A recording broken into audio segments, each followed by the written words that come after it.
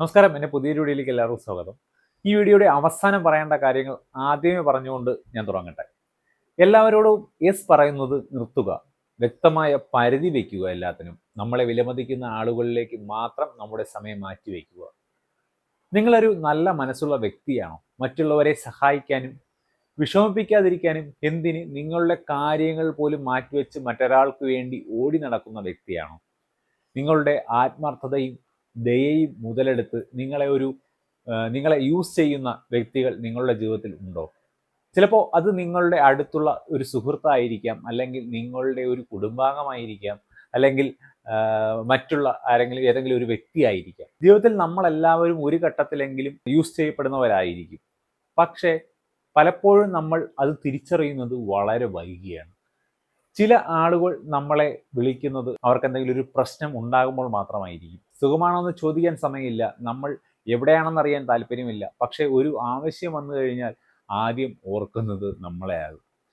നമ്മളവർക്ക് ഒരു മനുഷ്യനല്ല, ഒരു സൊല്യൂഷൻ മെഷീനാണെന്ന് തോന്നും. നമ്മൾ കേൾക്കും, നമ്മൾ മനസ്സിലാക്കും, സഹായിക്കും.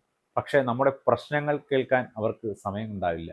ഒരു ദിവസം നമ്മൾ ഇല്ല എന്ന് പറഞ്ഞു തുടങ്ങുമ്പോൾ അപ്പോൾ അവർ പറയും, ഓ നീ മാറിപ്പോയല്ലേ.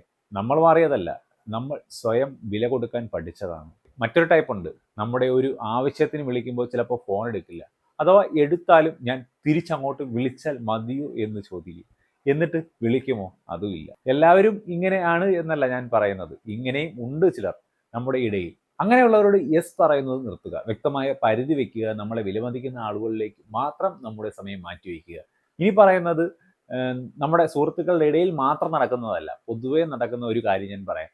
ചിലർ പെട്ടെന്ന് വിളിച്ച് ക്യാഷ് ചോദിക്കും, അല്ലെങ്കിൽ ഒരു ആവശ്യം ഉണ്ടെങ്കിൽ മാത്രം നമ്മളെ ഓർക്കുന്നവരുണ്ട്. നമ്മുടെ കാര്യങ്ങൾ ചോദിക്കില്ല, നമ്മുടെ സന്തോഷമോ വിഷമമോ ഒന്നും അവർക്ക് അറിയേണ്ട കാര്യമില്ല.